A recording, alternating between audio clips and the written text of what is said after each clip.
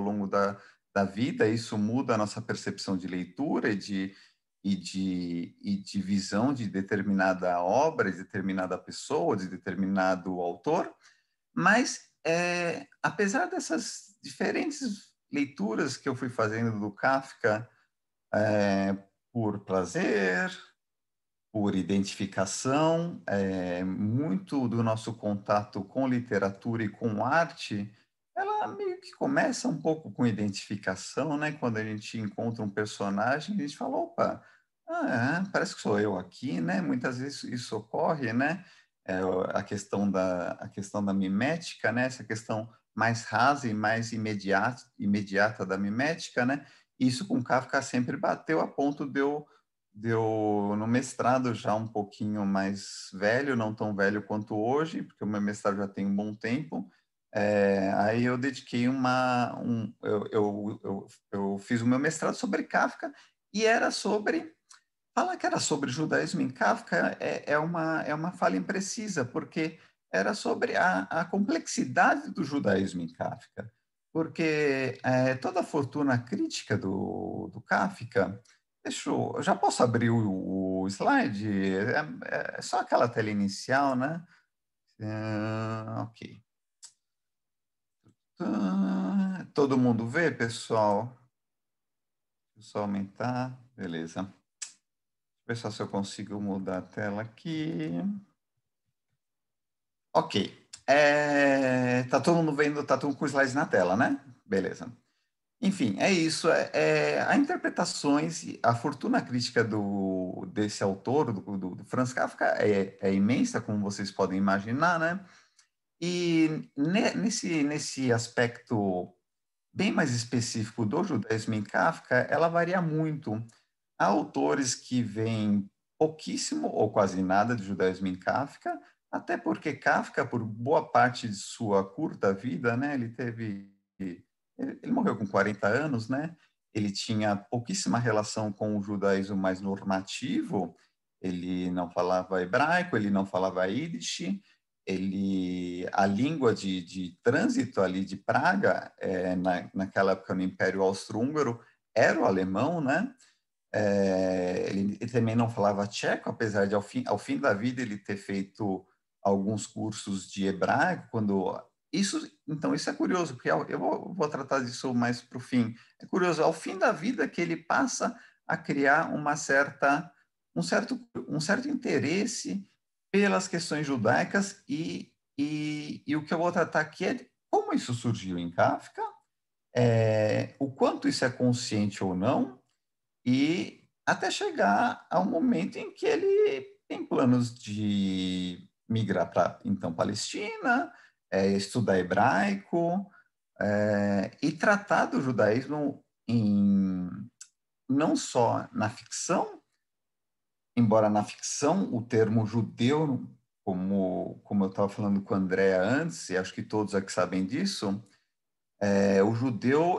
o judeu em si, muito diferente de um Philip Roth, de um Bashev Singer e de tantos outros autores judeus, não temos ali um personagem que é caracterizado como judeu.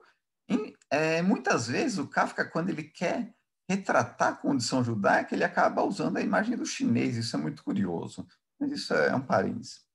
É, então, essa breve exposição vai ser um pouquinho sobre isso. No meu doutorado, eu já fui para outro autor, um autor um pouquinho mais leve em termos de tensão narrativa, né? Kafka pode parecer um termo surrado, né? Essa questão de tensão narrativa em Kafka, mas de fato, Proust, comparado a Kafka, não tem essa tensão narrativa, né? Proust é um autor que trata de questões mais sensíveis e de maneira ensaística, né? E que ao longo da sua história, do seu enredo e das reminiscências daquele narrador e dos outros personagens, ele divaga de maneira ensaística sobre questões filosóficas, questões estéticas, questões artísticas, enquanto no Kafka não há nada disso, né? Ele pode ser ele pode ser bastante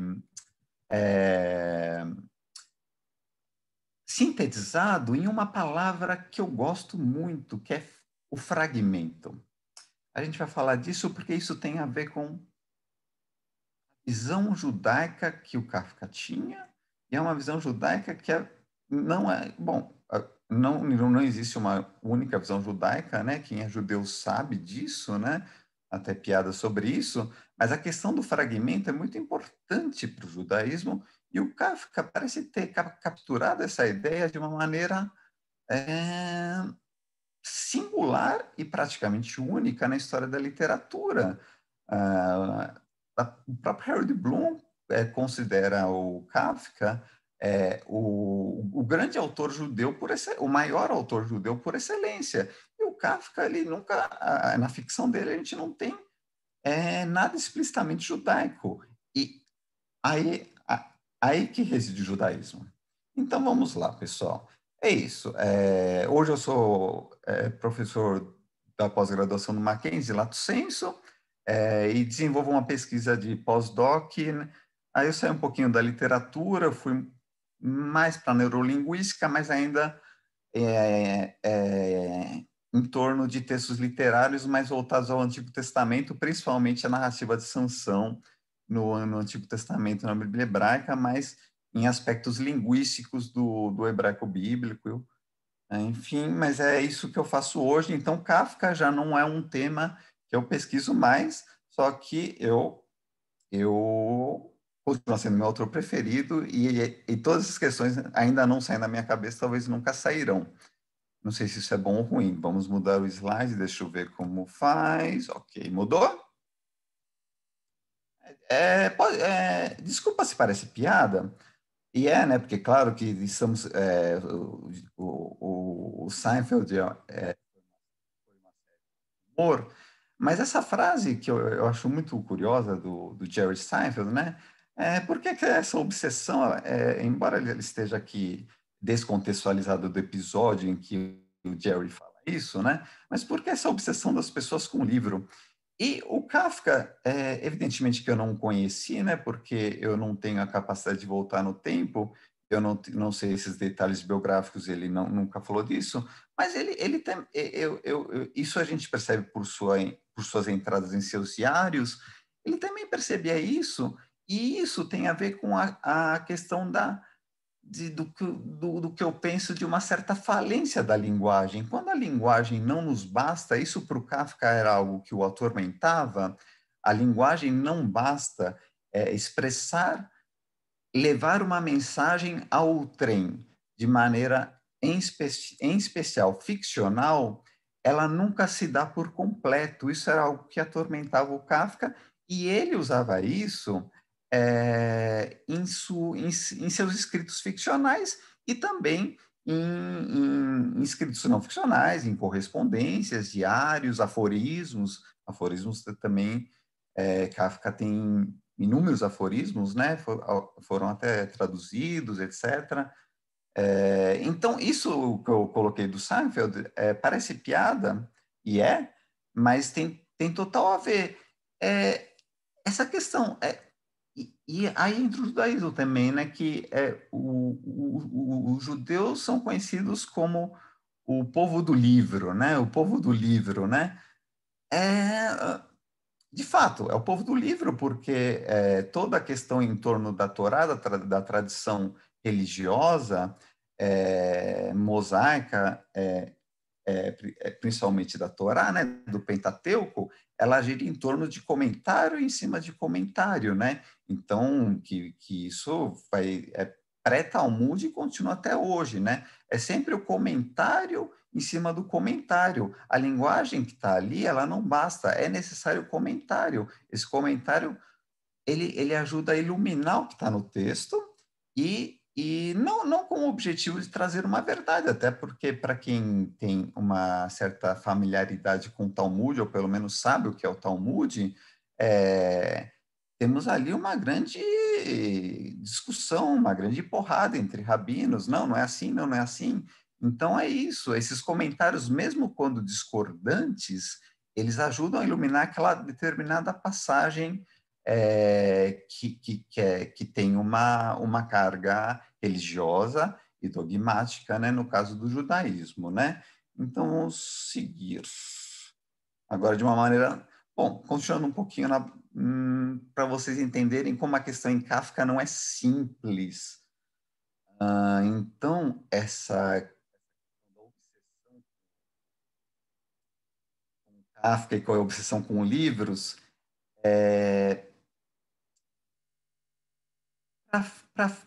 para começar, eu vou usar uma frase que pode soar impactante, mas é verdadeira. Muito do que a gente conhece do Kafka está errado. Por quê? Kafka publicou em vida nem 10% do que ele escreveu. Ele deixou muita coisa fragmentada, inclusive grandes obras do cânone ocidental, tal como o Processo, ele não publicou em vida, ele deixou inacabado, embora ele tenha redigido o capítulo final, mas é um produto da edição do seu grande amigo Max Brod. Max Brod era um companheiro do Kafka, e todos devem saber essa história, né? Que o Kafka pediu para o Max Brod queimar tudo aquilo, Max Brod não cumpriu, não só não cumpriu, como ele editou, mas essa edição não é apenas uma edição. O Max Brod ele chegava a concluir parágrafos, adicionar frases, excluir outras, trocar a ordem de capítulos. Por quê? Por causa daquela palavrinha fundamental que eu considero para o Kafka, porque a coisa toda estava fragmentada. Então, existia essa questão em casa, existia essa questão em Kafka, de tudo, do que ele escrevia ser compartimentado de maneira fragmentada, a se quebrar como um vaso em caquinhos. E aí temos essas duas fotos que eu peguei, porque a da direita é menos conhecida, mas a da direita acho que muita gente viu, porque até serve como meme, internet, em redes sociais, né, do Kafka na praia, tal, né? É meio à vontade. E quando a gente faz uma busca no Google, e não só no Google, claro que o Google a gente pode confiar, mas vou falar do Google. A gente vê que essa figura de bigode ao lado do Kafka é o Max Brod, não é o Max Brod. E isso, inclusive em artigos acadêmicos também, e em dissertações e teses, também afirmam que é o Max Brod. Não é o Max Brod. Então, é por isso que eu usei aquela frase que parece impactante e provoca muito.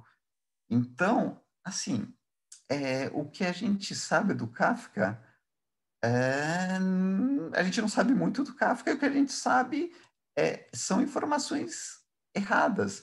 E aqui ao lado é o irmão do Kafka, é o irmão do Max Brod, o Otto Brod. Aí sim é o Otto Brod.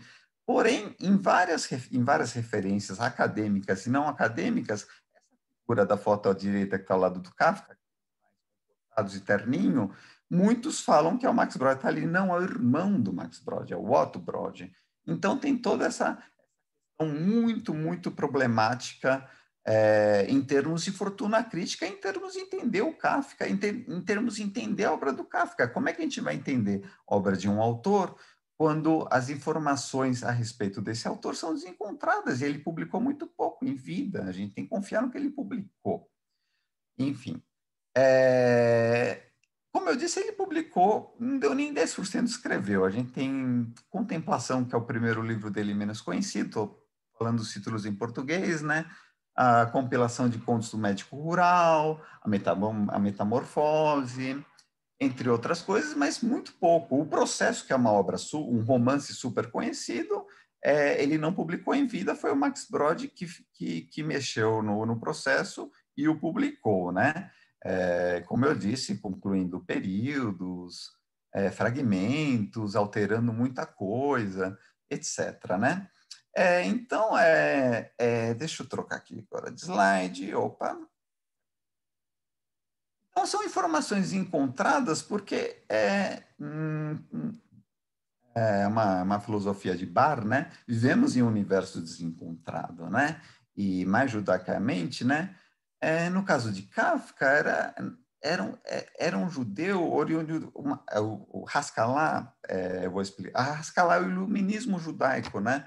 Na época do iluminismo europeu, que a gente conhece melhor, também houve um iluminismo judaico em que em que a comunidade judaica ela sai dos seus shtetls, né, dos seus guetos, e, e, e se integram mais à sociedade europeia como um todo, né? Esse judeu ele ainda continua sem norte, perdido num deserto, né? Como aqui eu usei o Lelha, né, que está presente no Antigo Testamento, no Gênesis abrâmico, né, que são as palavras que o Deus, o Deus do Antigo Testamento fala para Abraão, vai, eu não vou te indicar, saia de casa, é o Lelha, né, que ele fala para Abraão. Essa é a situação de Kafka e essa é a situação judaica, em termos. Mas, se a gente for desdobrar, essa é a condição judaica por excelência, de ainda estarmos perdidos nesse deserto.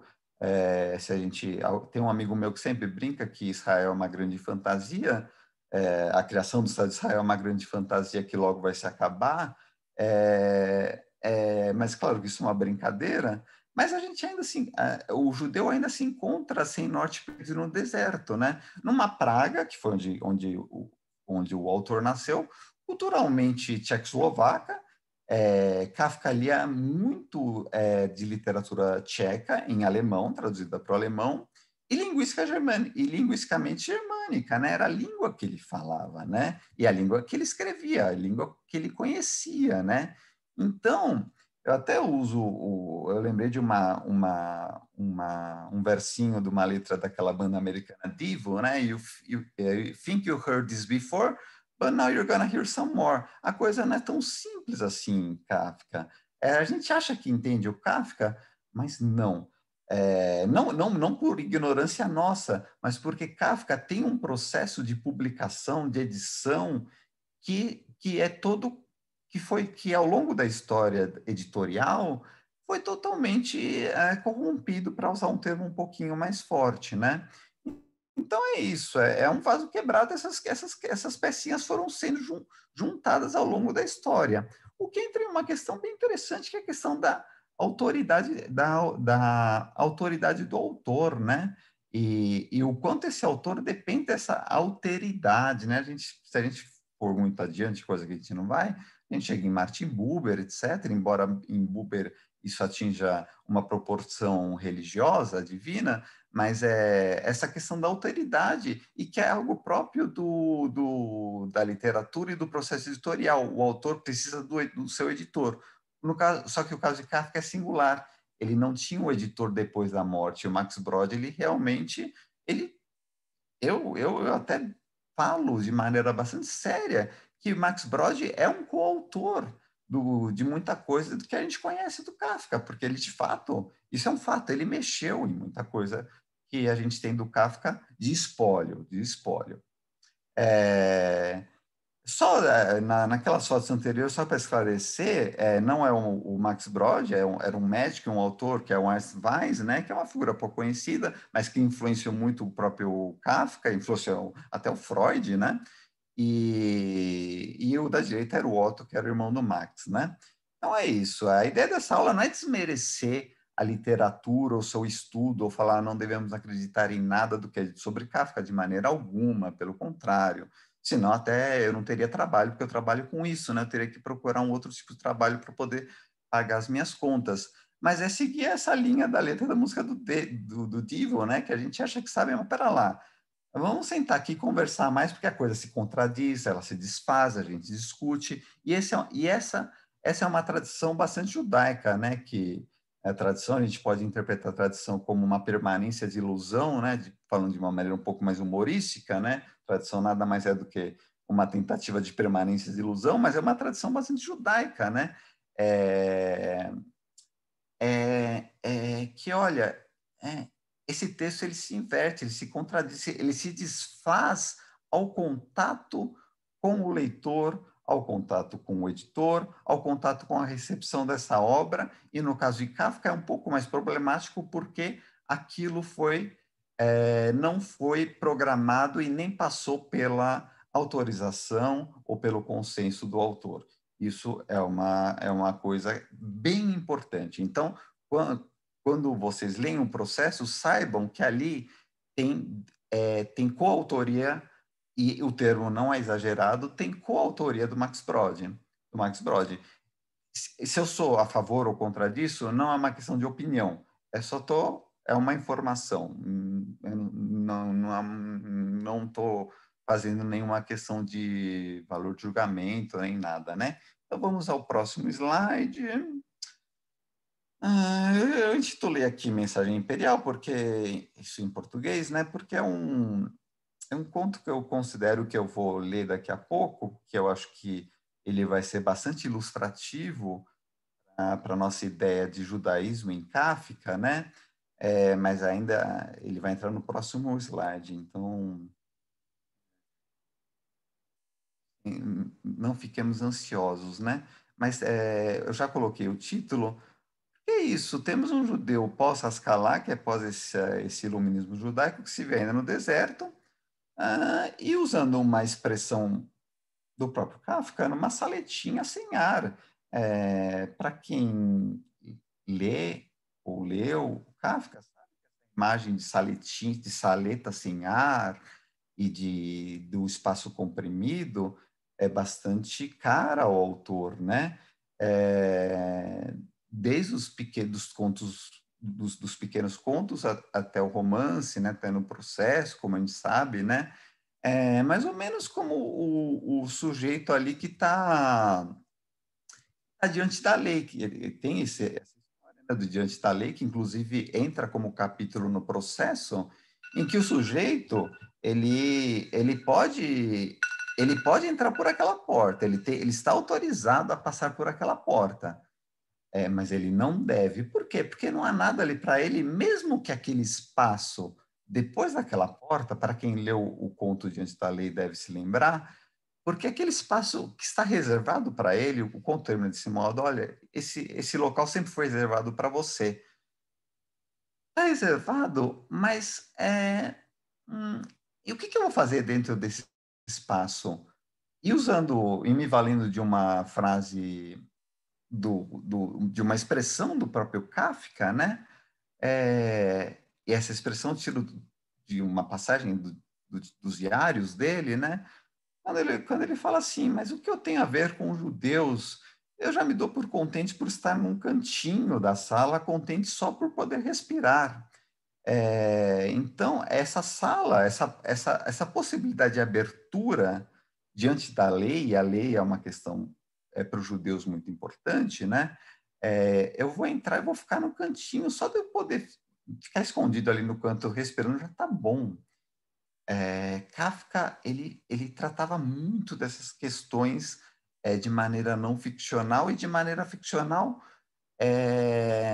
de um modo, é, como eu disse, único. Único pode parecer um termo cafona, mas é o único adjetivo que eu encontro. Único, é um caso único em termos de judaísmo em ficção. É, Biograficamente, o que ele tem de judeu? Ele é judeu, ele fez o seu bar mitzvah e depois ele perdeu totalmente contato pelo judaísmo. E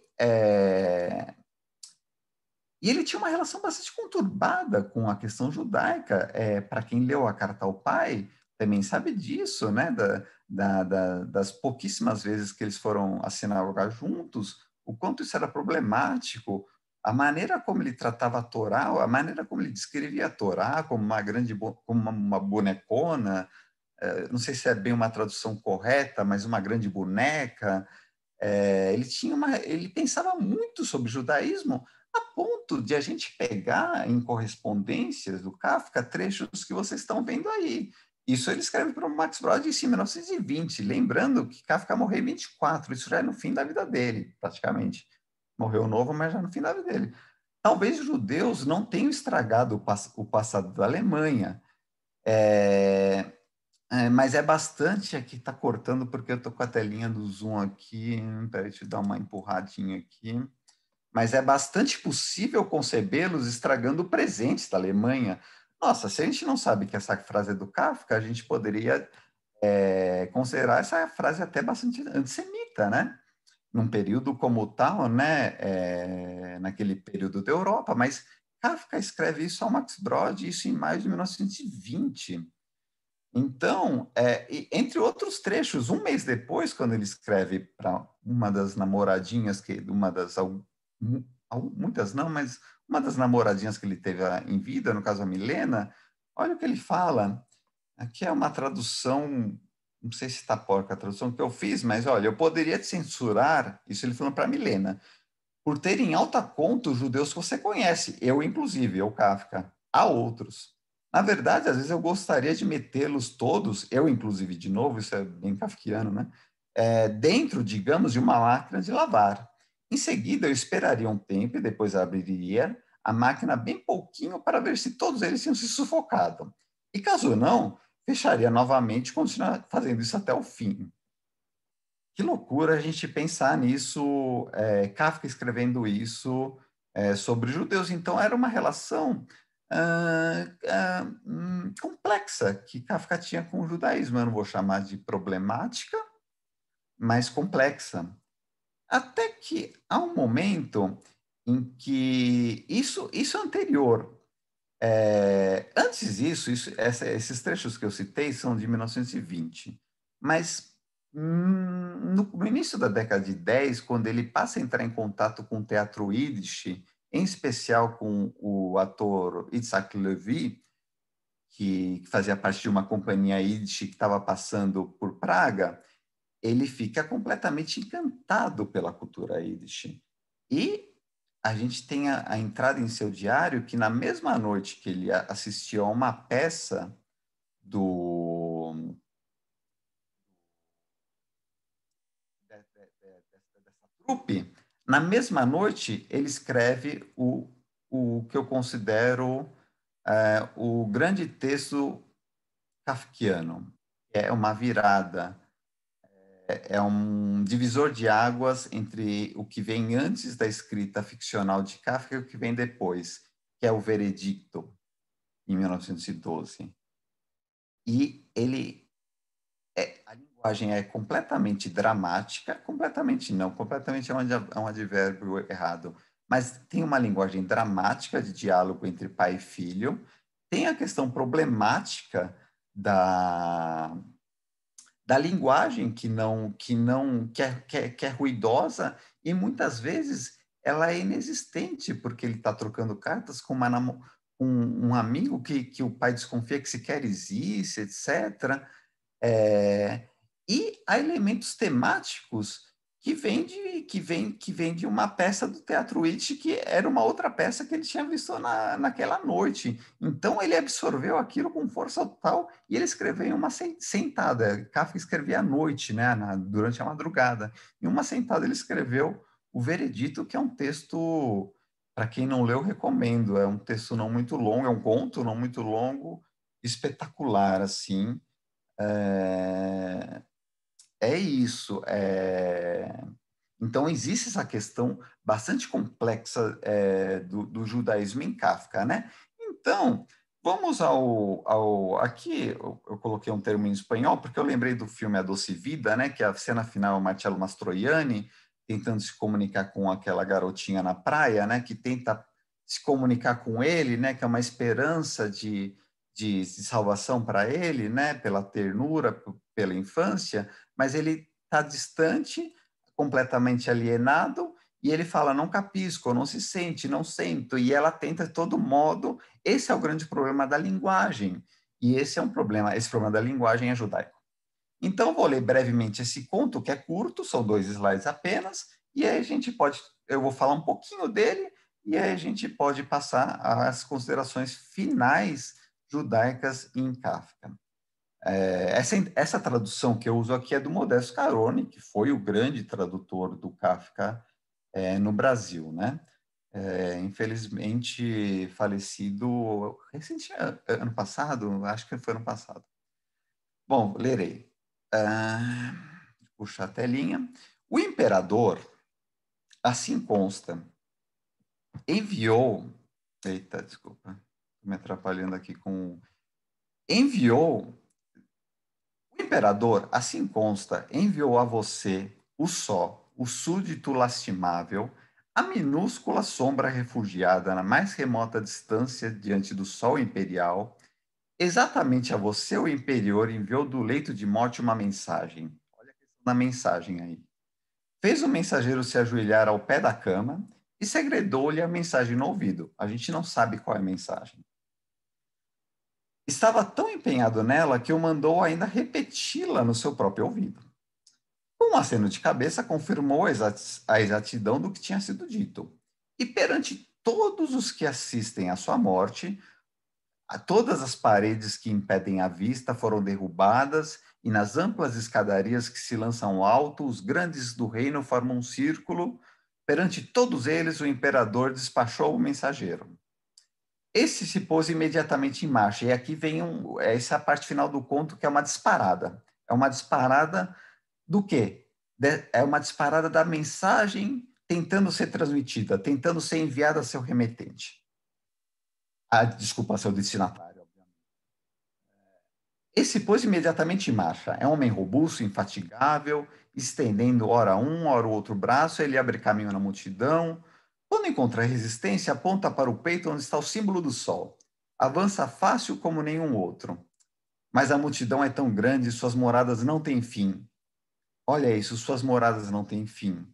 É, fosse um campo livre que se abrisse, como ele voaria? Isso é diante da lei, não tem fim, é o Ein Sof judaico, é a imagem do divino judaico que é sem fim, o Ein Sof judaico, não tem fim. Se fosse um campo livre, determinado, fechado e não fragmentado, seria possível que essa mensagem fosse enviada, lida e compreendida. E compreendida. Desculpa a divagação, mas só porque esse trecho é importante. E certamente você eu no caso, né? Você leitor, né? Todos nós leitores, logo ouviria a esplêndida batida dos seus punhos na porta. Período e vocabulário tipicamente kafkiano que o Modesto Carone traduz muito bem. A esplêndida batida dos seus punhos na porta. Ao invés de, aí sempre, não sempre, mas muitas vezes há uma adversativa, como a gente tem na galeria, que são dois parágrafos em que um contradiz o outro, muito talmúdico. Um conto que tem dois parágrafos, um contradiz o outro. E, de novo, a dissertativa. Tá tendo essa disparada da mensagem sendo enviada. Até que, ao invés disso, porém, aí, opa, pera lá, não é bem assim. Como são vãos os seus esforços? Como são vãos os seus esforços? Não, não, o ponto e vírgula está correto. Como são vãos os seus esforços? Continua sempre forçando a passagem pelos aposentos do palácio mais interno. Nunca irá ultrapassá-los. E se o conseguisse, nada estaria ganho. Isso tem um paralelo total com o conto diante da lei. Ultrapassando a porta diante da lei, nada estaria ganho. Teria de percorrer os pátios de ponta a ponta e depois os pátios, segundo o palácio que o circunda, e outra vez mais escadas, mais pátios, e novamente um palácio, e assim por diante, durante milênios. E se afinal ele se precipitasse do mais externo dos portões, do mais externo dos portões, mas isso não pode acontecer jamais. Essa é a questão da linguagem, ultrapassar o mais externo dos portões, porque judaicamente ultrapassar o mais externo dos portões é algo que o ser humano não suporta. Tal qual encarar a imagem divina, que é tão potente que o hebreu não suporta. O hebreu não suporta. Então, isso não pode acontecer jamais.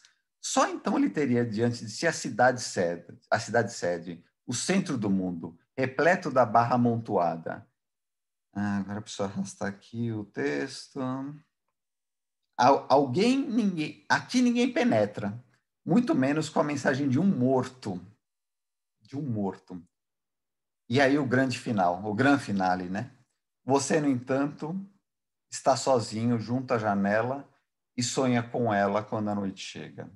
esse texto eu acho que ilustra bastante como o judaísmo em Kafka ele se dá de uma maneira explicitamente não judaica, muito diferente de um Bashev Singer, de um Philip Roth,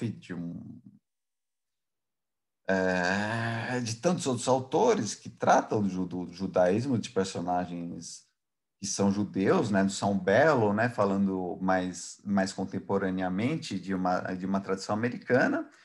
Enfim, a questão do chacal e do árabe, né, da Moisés a questão de Moisés, né, o quanto Moisés é judeu ou não, né, no texto de Freud, na própria tradição bíblica, né, Moisés ele nasce entre os egípcios, né, Ruth, o gênio social, né, o quanto é genético, o quanto é social, são questões identitárias judaicas que atormentam os judeus até hoje, né, afinal, sou ser geneticamente judeu ou sou socialmente judeu, etc., em que eu acredito, a religião, o quanto a religião influi, etc., né? E a linguagem, que como a gente acabou de ver no conto Mensagem Imperial, ela condiciona o judaísmo, porque o judaísmo depende de linguagem, depende da Torá. A Torá, como ensina a tradição rabínica, a Torá, ela precede a Deus. A Torá, ela precede a Deus. Antes de Deus, vem a Torá. Então é linguagem pura, o judaísmo é linguagem pura. Só que essa linguagem a linguagem ela tem como propriedade a sua própria falência, como no conto da Ratinha Josefina. Para quem leu, se lembra do Kafka também, que a comunidade de camundongos ali depende do canto dessa ratinha. Só que alguns críticos interpretam como o canto da Torá, né? Do qual todos os judeus dependem religiosamente, né, da leitura da Torá, as Parashot, etc. Só que a Josefina sempre desafina. Ela sempre desafina. Então é um judaísmo que ainda se encontra no deserto e está completamente desafinado. E o Kafka pegou isso muito bem, só que ele não fala ficcionalmente nada. Se você leu, a pessoa que leu o texto que a gente acabou de ler, fala, esse texto não tem nada de judaísmo aí, é um texto de uma mensagem que não foi enviada. Mas essa questão é muito importante para o judaísmo, a mensagem que não é enviada. Aí eu coloquei umas referências aqui, que eu não sei como isso pode ser passado para depois eu posso separar no arquivinho, eu comer com a Andrea, mas não coloquei tudo, mas tem muita referência, e eu coloquei uma referência brasileira, acho que é válido, que é do professor Henrique Mandelbaum, psicanalista também, né? Que ele tem um livro essencial, que é o Um Judaísmo na Postura do Impossível, que foi publicado pela Perspectiva em 2003, que ele trata da questão judaica em Kafka. É muito, muito legal. Eu fiz questão de colocar uma referência em português. Como eu disse, a tradução Mensagem Imperial do Modesto Carone dá para encontrar em qualquer edição da Companhia das Letras. A companhia publicou, acho que o Kafka Essencial, que é meio que uma mistura de contos, mas esse conto oficialmente está na coletânea Um Médico Rural, que ele publicou em vida. O Mensagem Imperial está lá. O Médico Rural também é um conto. Bom, tudo do Kafka é excelente, né? Só que a gente tem pouco tempo, não, eu quis focar mesmo em um conto. Mas é isso, é para mostrar que um texto que aparentemente não tem nada de judaico é, e aqui eu não sou eu, Thiago Blumenthal, que sou um Zé Ninguém falando, mas eu me valho das palavras do Harold Bloom, né? Que apesar dele ser detestado por muitos, né? Acho que é a pessoa da qual eu me valho. É o autor que mais sintetiza o judaísmo de toda a literatura judaica. E que o próprio termo literatura judaica é de difícil definição, mas isso é um outro assunto, uma outra aula. O que é literatura judaica, isso é uma outra coisa. Mas é isso, eu acho que Kafka é o grande autor judeu justamente por não tratar explicitamente o judaísmo e tratar especificamente da questão do problema da linguagem, dessa mensagem que está ainda perdida e que há esse tormento em precisar ser enviada, recebida e compreendida. Isso é Kafka, para mim e alguns críticos, assim.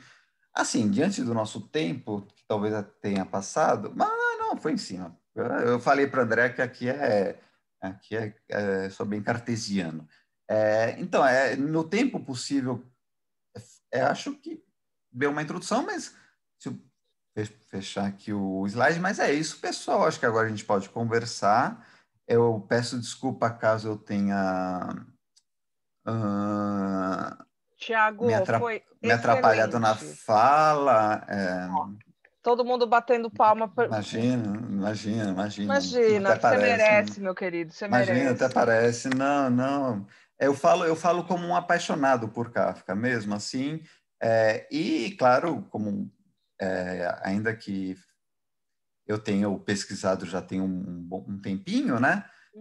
Mas eu ainda vivo me atualizando da fortuna crítica do Kafka. Esse ano mesmo, aliás, mês retrasado, saiu uma edição americana de textos inéditos do Kafka, que são todos fragmentados. Esses textos já tinham sido publicados em alemão, que eu citei na bibliografia, mas pela primeira vez foram traduzidos para o inglês e saiu como o nome de The Lost Writings. The Lost Writings. Saiu faz 2 meses e, como eu disse, são fragmentos, assim, são textos de 3 linhas, etc.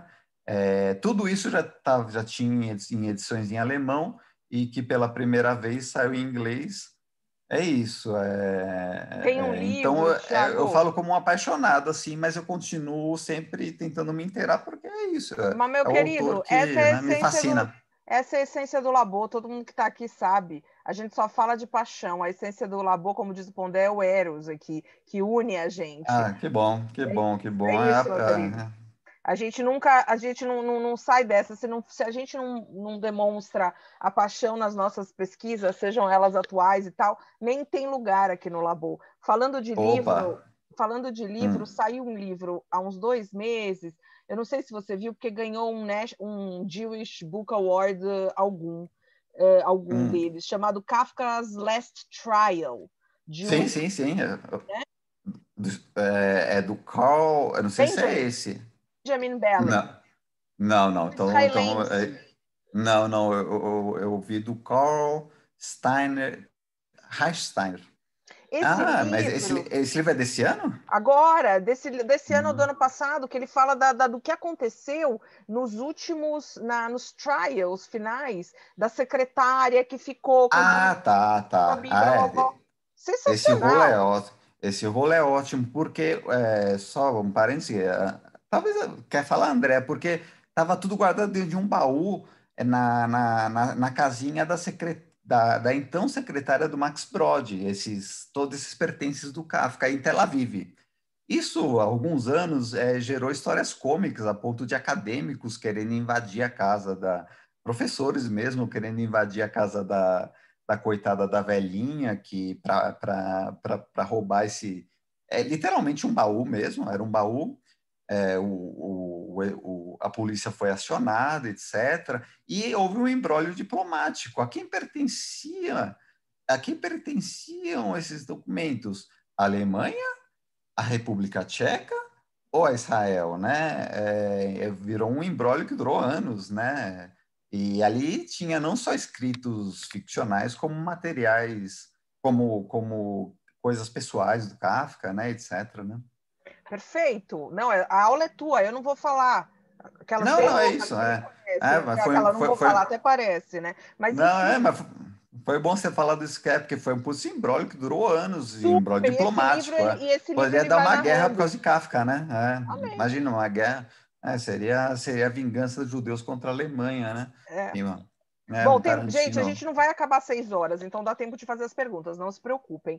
Não é para mim a pergunta, hein, Cláudia, eu vou tentar ficar bem Não, quieta pode ser enquanto o para Andréa Thiago. também, não, Não, pode ser. Andréa tá só hoje sendo host e cheerleader do Labu. Vamos lá. Quero fugir de perguntas aqui. O Cláudio está perguntando uma pergunta: se os judeus são o povo do livro da Torá, por que há tantos judeus que entendem a Bíblia de forma figurada e não literal? Por exemplo, o dilúvio, a passagem do Mar Vermelho, como é que é esse entendimento da Bíblia? Olha, essa é uma pergunta que eu não sei se eu sou, eu não sei se eu sou, se existe uma resposta correta para essa pergunta, para começar. É, qualquer texto religioso, qualquer texto de fundação de um mito religioso, tal qual a Torá, tal qual a Bíblia hebraica, tal qual os textos fundadores do hinduísmo, a gente pode ir para as religiões orientais também, isso vale para a ficção também, ao longo da história.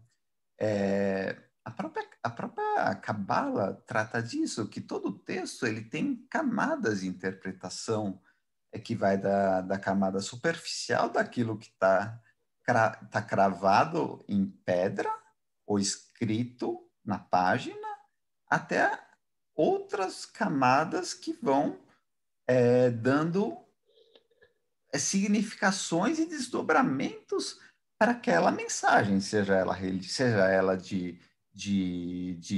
origem religiosa ou não, né? Pode ser Kafka. Então, a questão quem que perguntou? Me desculpa, eu esqueci o nome da pessoa que perguntou. Cláudio.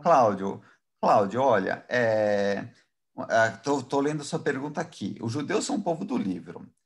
Mas quando você coloca a Torá entre parênteses, não tão somente assim. Existe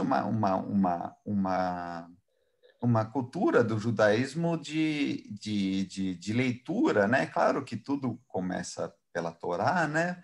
Porque é a grande referência judaica, como eu disse, a Torá precede a Deus, né? Mas é o povo do livro como um todo, né? Em termos de valorização de leitura e de cultura e de aprendizado, e com o livro, e com as discussões, e com o acúmulo de leitura, a gente faz perguntas, e a gente debate, e a gente diverge. Isso é o livro, isso é a cultura da leitura. Então, nesse sentido que os judeus, principalmente por essa tradição que ficou mais conhecido pelo Talmud, mas não só, da tradição mesmo não é só aquele livro, vamos destrinchar essa passagem aqui, vamos ver aqui, não é isso, não. Esse rabino está errado, não, esse rabino está certo, não, essa passagem diz outra coisa totalmente diferente. Não é um livro único. Então, existe essa cultura, esse pensamento do livro, não como um livro em si, no sentido estrito da palavra livro, mas o livro como vou chamar de espaço, né, sem querer ser muito poeta, do livro como um espaço de pensamento crítico, e também, num nível religioso, de uma tentativa de atingir essa mensagem que é tão importante num nível religioso, né? Aí eu tô focando na questão que ele pergunta da Bíblia, né? Agora, como as pessoas leem a Bíblia, sejam judeus ou não, isso é algo variado, né? E não necessariamente certo ou errado. O importante é ler e pensar a respeito, não somente ler. Saber o que tem. É aquela história, né? Até eu e a Juliana temos um podcast que a gente teve uma conversa com a Andrea, né?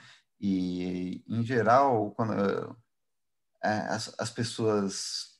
Isso saiu até em pesquisa de hábitos de leitura, né? Quando perguntar qual o livro que você leu esse ano, a Bíblia. Não, não. Ninguém lê a Bíblia, e quando lê completamente fora de contexto. Isso não é uma leitura.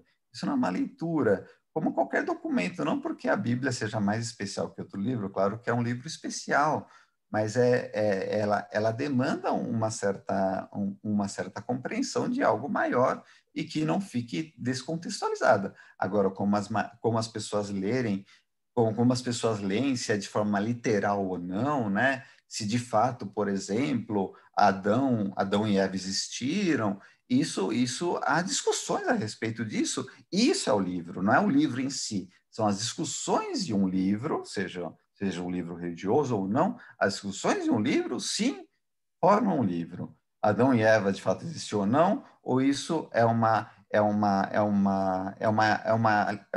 figuração para que se crie um mito, uma narrativa de ordem mítico-religiosa para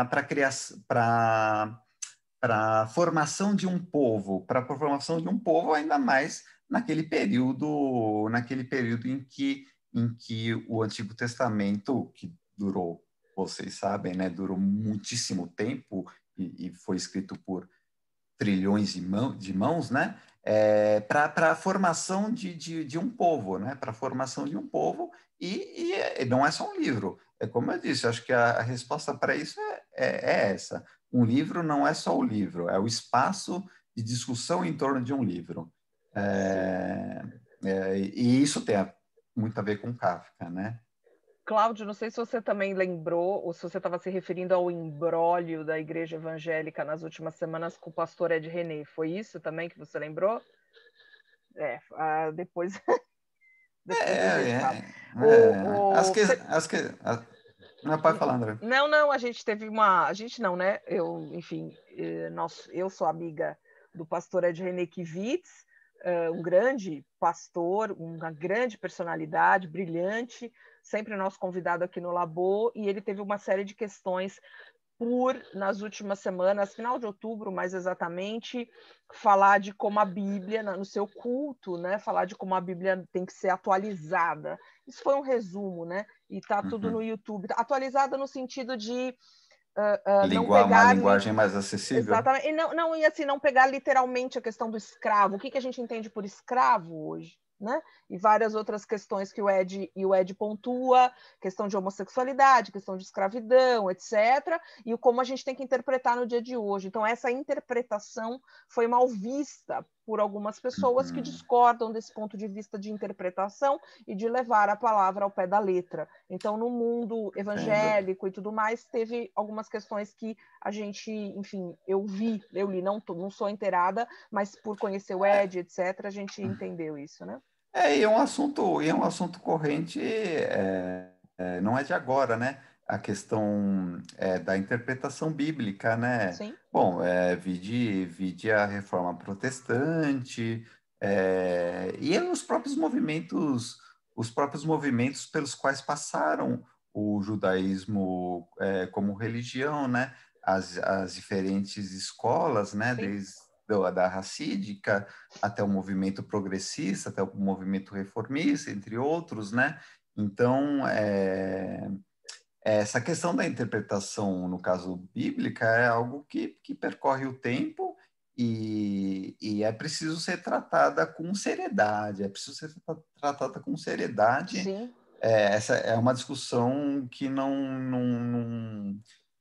é como eu disse, assim, nenhum texto, aí eu falo linguisticamente mesmo, nenhum texto ele se basta em sua superfície. sim, E no caso de um texto religioso, que é um texto que forma um pensamento de ordem a buscar uma ligação com algo divino, com algo maior, essa questão da superfície, ela não pode, ela não pode ficar ali, porque isso compromete mesmo a própria questão do entendimento do que se entende por Deus e por tudo, sabe? Para tudo na Bíblia, né? Mas assim, para resumir, sempre sair da superfície, sempre, quando sempre. possível, né? Sim. Não Ed sei se René eu vai consegui fazer. responder. Sim, Ed René vai fazer a Biblioteca Labô na semana que vem, Cláudio, com a gente, viu? Aguardem. E agora, meu lado cheerleader, gostaria de dar um abraço ao meu querido sócio, Rabino Ruben, que está aqui, coordenador do Oh, grupo de não, judaísmo Ruben. comigo, Ruben, gente. Ruben, Ruben Ruben está conheço. aqui. Deixa eu Ruben ver está a aqui. telinha Vê aqui. se acha o Ruben, eu Ruben.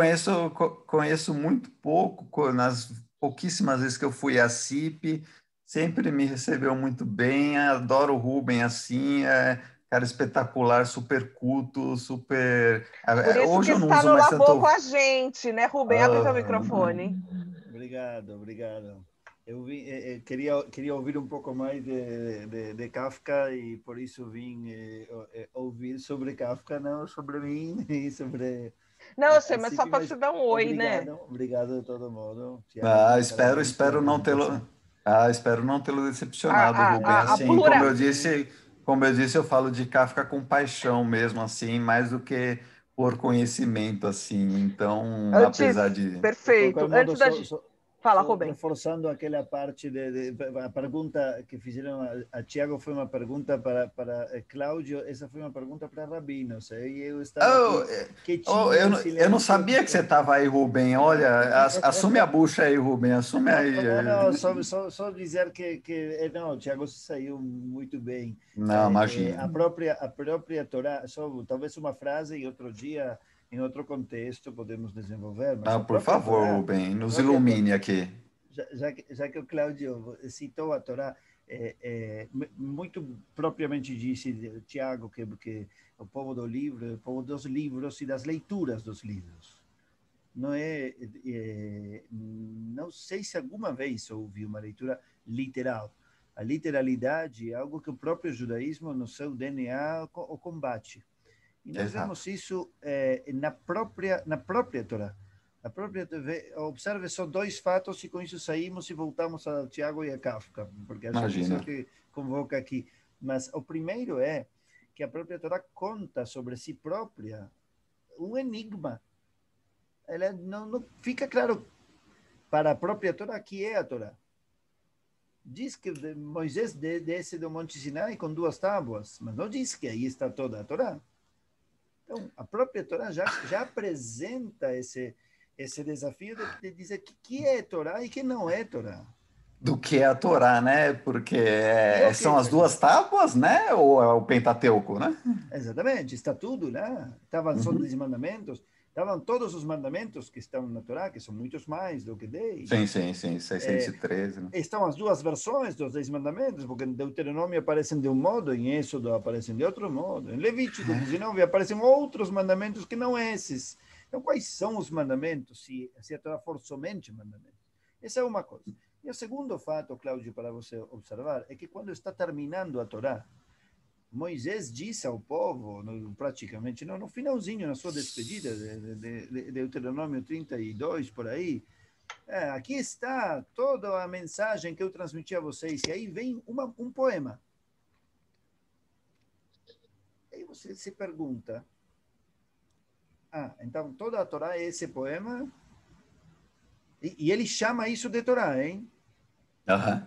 Vai ver. É um poema que está escrito em 2 colunas, diferente de todo o que temos escrito na Bíblia, que está escrito normal, como uma prosa. Então a Torá é Isso na, somente... A Torá... isso na Torá, né? Isso na Torá. Não precisa nem do Talmud, né? Não. A própria Torá diz que Moisés diz, esta é a Torá. E é um poema. Um poema. Pois é.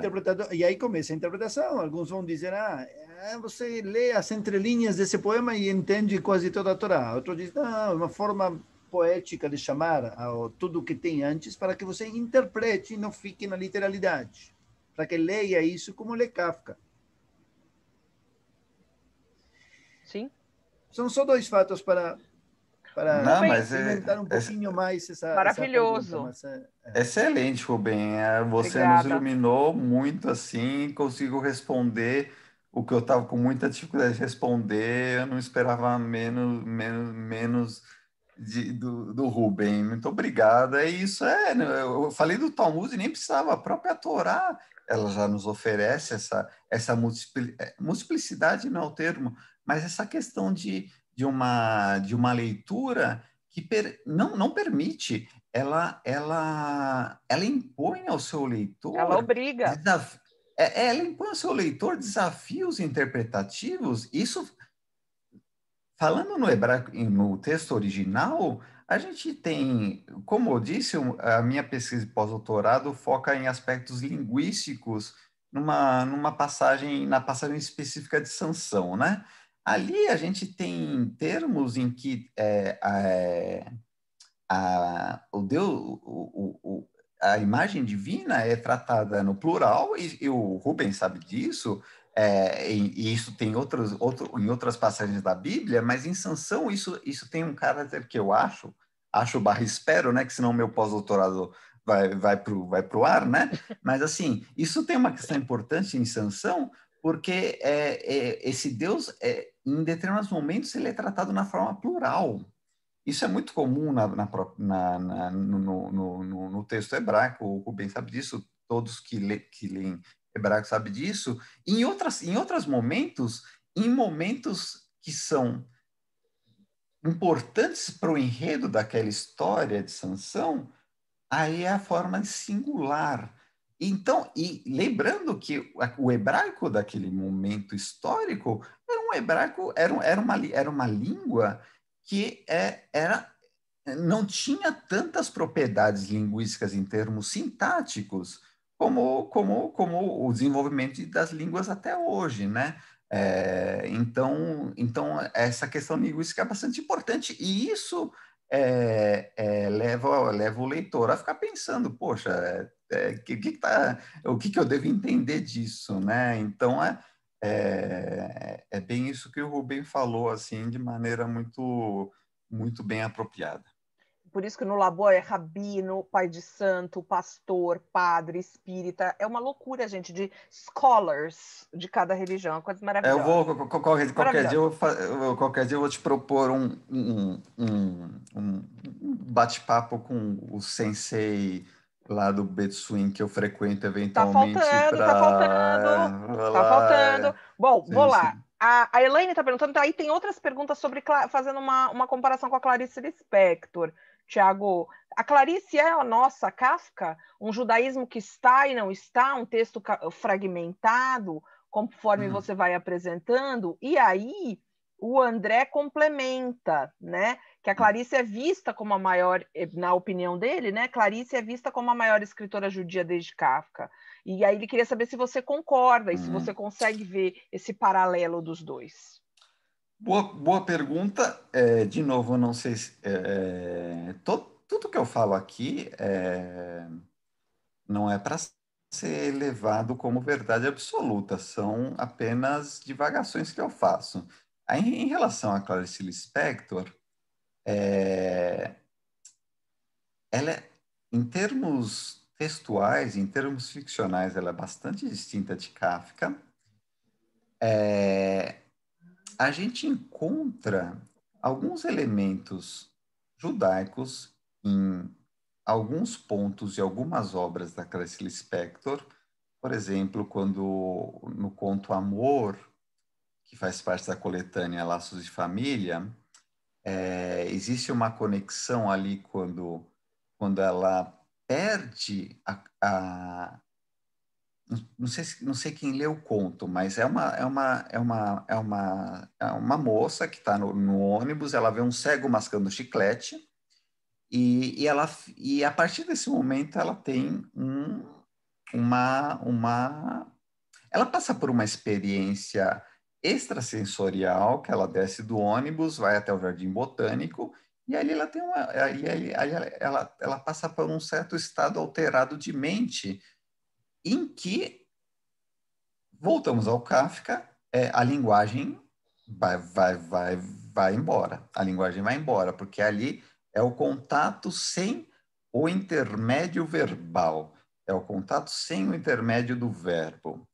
Há outros, por exemplo, Na Hora da Estrela, não só pelo nome, que aí é uma questão um pouquinho mais fácil, da Macabeia em relação aos macabeus, mas não só pelo próprio narrador. Quem narra a história de Macabeia o Rodrigo. E o Rodrigo fica o tempo todo se perguntando tal qual Kafka, mas eu não vou conseguir chegar... Se perguntando não, né? Se atormentando. Mas eu não vou conseguir chegar até o fim dessa história. Eu não vou conseguir contar a história da Macabeia. Eu não vou conseguir contar essa história. Algo que a gente vê em Kafka, né? Então, tem esses elementos judaicos, mas a própria Clarice Lispector, inclusive, por coincidência, amanhã eu devo entregar um texto para a Folha de São Paulo de um caderno especial sobre o centenário da Clarice Lispector, e que aí me pediram para falar sobre esse aspecto na obra dela, né? E aí então essa pergunta veio num bom time, porque está tudo muito claro, porque eu bati o texto já, então está tudo muito claro. A Clarice Lispector, ela não se via como judia. Tem uma reportagem do New York Times da década de 90. Desculpa eu não ter o ano exato, mas da década de 90, tratando da Lispector, muito antes desse boom que teve mais recente, embora ela já tivesse chegado aos Estados Unidos antes, só que depois o boom veio principalmente com a divulgação e todo o trabalho do Benjamin Moser. Mas em 1990, a Lispector já tinha traduções para o inglês, não todas, e aí sai uma matéria no New York Times, e quem é entrevistado nessa matéria?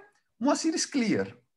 Moacir Scliar. E pergunta, você conheceu a Lispector, etc. Ele fala, não, tivemos algum contato, inclusive eu me lembro dela ter perguntado, você escreve muito sobre temas judaicos, né?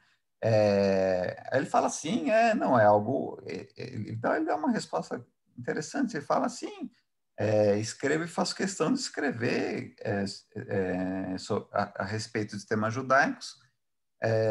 E aí o que a Lispector responde? Ela fala, olha, eu não consigo, mas eu gostaria.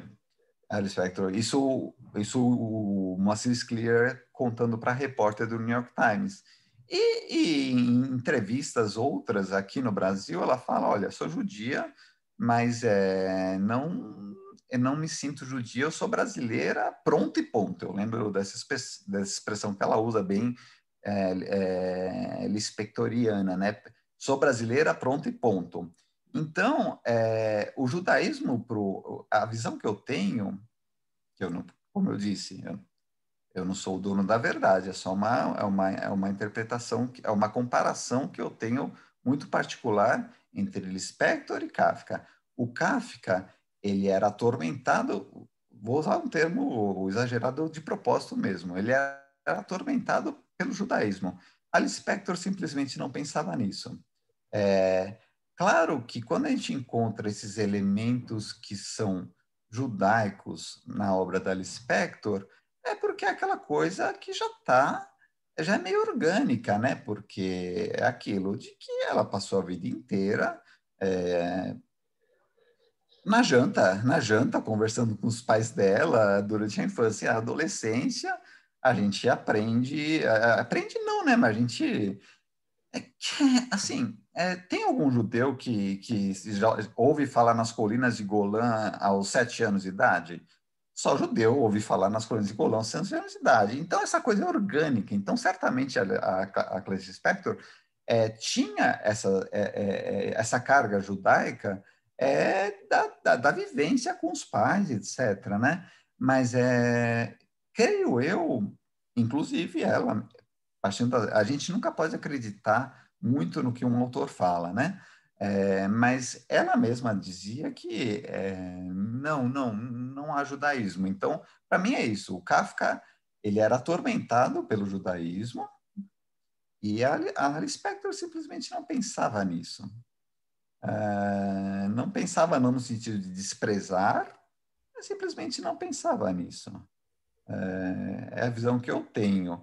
Agora, em relação ao desdobramento que o outro colega, que, desculpa, eu esqueci o nome, André, falou que é a maior autora judia depois de Kafka, foi isso? Sim. Algo assim, né? É uma frase Não, mas é uma frase recente que não é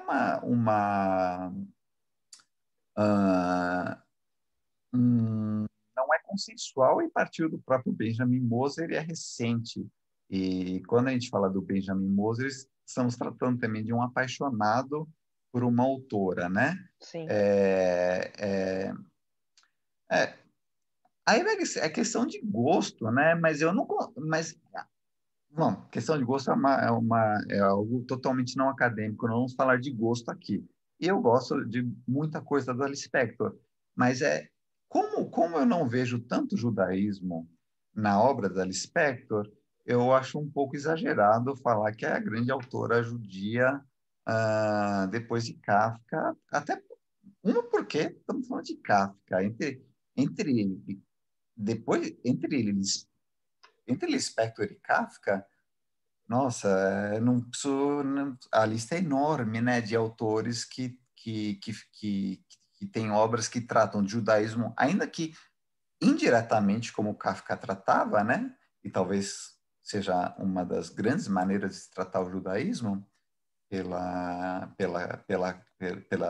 questão da linguagem, mas entre Lispector e Kafka há tantas outras, né? Uhum. E isso é inclusive de maneira não ficcional, né? A Susan Sontag, bom, o próprio Freud, enfim, mas falando em ficção, pô, a gente tem ali um Saul Bellow, temos um Philip Roth, temos um Bashevis Singer Temos de o uma Bashevis tradição Singer. anterior, que aí de uma tradição que é de uma tradição da escrita da língua Yiddish, enfim, olha, nomes não faltam, né? E mesmo no Brasil, acho, tenho para mim que o grande nome da literatura, que se é que dá para chamar de judaica, é o Monsir Clear mesmo. Mas é curioso esse processo, porque aqui no Brasil ela não é vista como uma autora judia. Isso fora da academia, né? Mas Tiago, nos Estados Unidos, você vai numa livraria, ela está em Jewish Literature.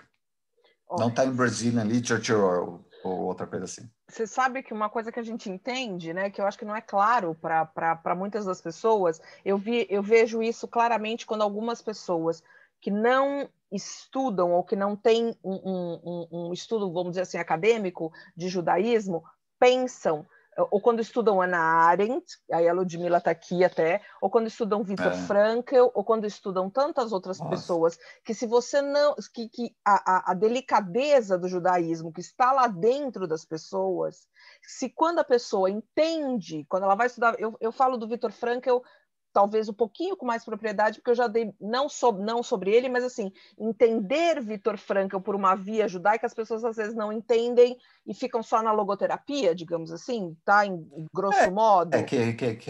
Sim, sim, sim. Grosso modo, Porque e a assim, eu já logoterapia popularizou, né? Sim. popularizou, ou mesmo alguns escritos da Hannah Arendt, assim, você... e aí eu falo de Clarice Lispector, aí tem um monte de gente, de Bob Dylan, que eu posso falar, enfim.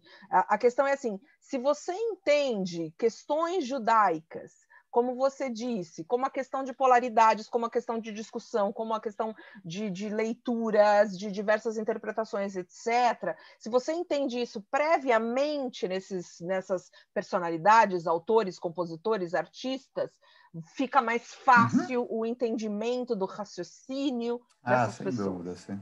Sem Eu acho dúvida, que sem isso não, dúvida. isso é óbvio, talvez para mim, para você, para algumas pessoas aqui que estudam o judaísmo de uma forma mais acadêmica, mas não é óbvio para outras. E aí eu já vi muito em sala de aula, parece que acende uma lâmpada na cabeça da pessoa, sabe? A hora que você fala assim, entendendo o judaísmo assim, assim, assado, você vai entender a Hannah Arendt, o Viktor Frankl, blá, Sim. blá, blá, blá, e a pessoa fala, e o mundo se abre. Então isso é muito interessante, né? Essa questão, né? Total, e a gente volta ao que o Rubem falou, né? O que o Rabino Rubem falou. O livro, ele não é só o que está escrito ali, né? Sim. Ele demanda outras camadas, e até porque o livro, em si próprio, né? O Rubem falava, evidentemente, da Torá em si, né? Em diversos trechos da Torá, Mas isso vale para qualquer livro. Então, vamos falar em ficção aqui, né? Sim. Essas camadas, elas não são obrigatórias. A gente pode ficar também na superfície, não tem problema nenhum. Assim, é importante a gente não matar ninguém, né? Cumprir os nossos 613 mandamentos para quem é religioso e para quem não é judeu, o básico dos 10, né? Mas assim, isso é importante. Ler um texto na sua superfície, tudo bem, sem problema, não há problema nenhum. Agora, que enriquece a nossa alma quando a gente sai um pouco da superfície numa leitura, seja uma leitura, seja um filme, seja qualquer apreciação artística, ou até uma conversa como a gente está tendo aqui, sair da superfície enriquece a nossa alma, né? Mas a gente não é obrigado também. O problema, como você estava dizendo, é que isso ocorre dentro da academia, onde é um espaço em que isso não deveria ser autorizado. A academia, como um espaço onde é feita ciência, em tese, a gente não pode ficar no raso, né?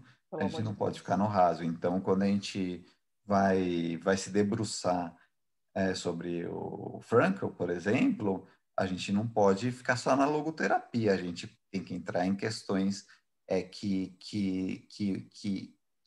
perpassam alguns conceitos judaicos dali, a questão da experiência judaica em um campo de concentração, e que é multifacetada,